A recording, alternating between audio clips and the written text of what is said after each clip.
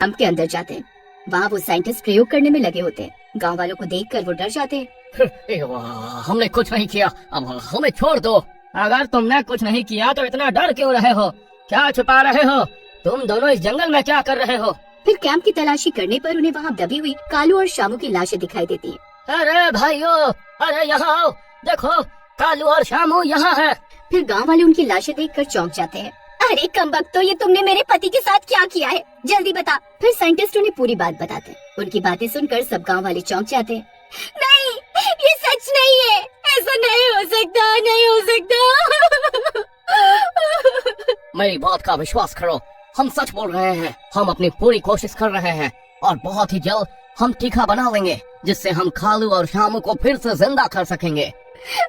पता नहीं ये किस साल में होंगे, पता नहीं यमराज इनके साथ क्या कर रहे होंगे। ए साइंटिस्ट, मुझे भी टीका लगा दे, मैं खुद उन्हें यमराज के घर से वापस लेकर आऊंगी। डॉक्टर रोशन, ये सही मौका है, इसे टीका लगा देते हैं। इसी बहाने हमें एक और प्रयोग करने का मौका मिल जाए। फिर सब गांव वाले सीमा को बहुत समझाते हैं कि वो ऐसा ना करे, लेकिन वो किसी की बात नहीं मानती और फिर डॉक्टर उसे भी जहर का इंजेक्शन दे देता है और सीमा भी मर जाती है। हे साइंटिस्ट, चल अब जल्दी से इन्हें जिंदा करने वाला टीका लगा और सीमा भाभी को ठीक कर। हाँ जरूर, मैं अभी लगाता हूँ। फिर वो साइंटिस्ट सीमा को इंजेक्शन लगाता है, लेकिन सीमा वापस जिंदा नहीं होती। सब गांव वाले निराश हो जाते हैं। हे भगवान, अरे सीमा भाभी भी मर गई।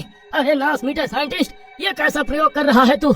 जल्दी से जिंदा करने वाला टीका बना, नहीं तो ये जहर वाला टीका तुम दोनों को लगा दूंगा। अब हमें माफ कर दो, हम अपनी पूरी कोशिश कर रहे हैं, आप घबराइए नहीं, हमें बहुत जल्द ही कामयाबी मिलेगी। फिर सीमा मरने के बाद सीधा यमलोक पहुंच जाती है और कालू को पुकारने लगती है। अजी आप कहाँ हो? अजी सुनते हो? कहाँ हो आप? फिर सीमा कालू को ढूंढते ढूंढते स्वर्ग के द्वार पर पहुंचती है। वहाँ दरवाजे पर बड़ा बड़ा लिखा होता है स्वर्ग। स्वर्ग? अरे नहीं, इनके कर्म इतने अच्छे तो नहीं थे जो इन्हें स्वर्ग मिले। ये पक्का नरक ही गए होंगे, इन्हें वहीं ढूंढती हूँ। फिर सीमा नरक का दरवाजा ढूंढते ढूंढते यमराज जी द्वार पहुंच जाती है। वो अंदर झाँक कर देखती है तो वहाँ उसे कालू और शामू खड़े हुए दिखाई देते हैं। अजी आप यहाँ हैं? मैंने आपको कहाँ कहाँ नहीं ढूंढा। सीमा को वहाँ देखकर कालू और शामू दोनों हैरान रह जाते हैं। अरे सीमा, अरे तुम यहाँ क्या कर रही हो? क्या तुम्हारी भी मौत हो गई? फिर सीमा उसे पूरी बात बताती है।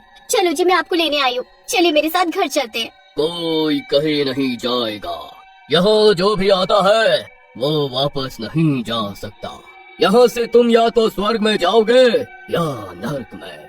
महाराज, सीमा ने जितने पाप किए हैं उससे बहुत ज्यादा पुण्य किए हैं, इसलिए इसे कोई सजा नहीं मिलेगी। सीमा को स्वर्ग में भेजा जाएगा, लेकिन कालू और शामू ने अपने जीवन में झूठ, फरेब, चोरी, मक्कारी, धोखा देना, लोगों का पैसा ना लौटाना, ऐसे बहुत पाप किए हैं, इसलिए इन्हें नरक की सजा मिलती है।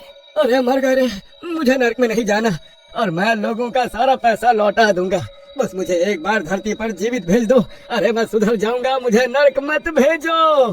अरे मैंने कोई पाप नहीं किए हैं, अरे मैंने तो सिर्फ कालू का साथ दिया था, इसमें मेरी कोई गलती नहीं है। अगर इन्हें नरक की सजा होती है तो मुझे भी स्वर्ग में नहीं जाना, आप मुझे भी नरक में डाल दो। जहाँ मेरे पति रहेंगे वही मेरे लिए स्वर्ग है। नहीं यमराज जी, मेरी पत्नी बहुत अच्छी है, उसने हमेशा लोगों की मदद की है, उसे नरक नहीं मिलना चाहिए। मेरा दोस्त शामू बहुत भोला है, वो भी सिर्फ मेरे कहने पर मेरा साथ देता था, उसका भी कोई गलती नहीं है। आप इन दोनों को स्वर्ग भेज दीजिए, मैं नरक में जाने को तैयार हूँ।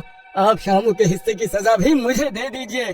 कालू, तुम्हारे कर्म इतने भारी हैं कि नरक का निर्णय बदलना मुश्किल है, लेकिन तुम्हें तुम्हारी गलती का एहसास है और तुमने पश्चाताप किया है, इसलिए मैं यमराज से विशेष अनुमति मांगता हूँ।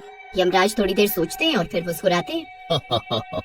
ठीक है, तुम्हें आखिरी मौका दिया जाएगा, लेकिन अगर धरती पर लौटकर तुमने फिर कोई पाप किया तो तुम्हें सीधे नरक में डाल दिया जाएगा और इस बार वापसी का कोई मौका नहीं मिलेगा। धन्यवाद यमराज जी, हम सुधर जाएंगे, अब कोई चोरी नहीं करेंगे। तभी स्वर्ग का द्वार खुलता है और एक चमकदार रोशनी कालू, शामू और सीमा को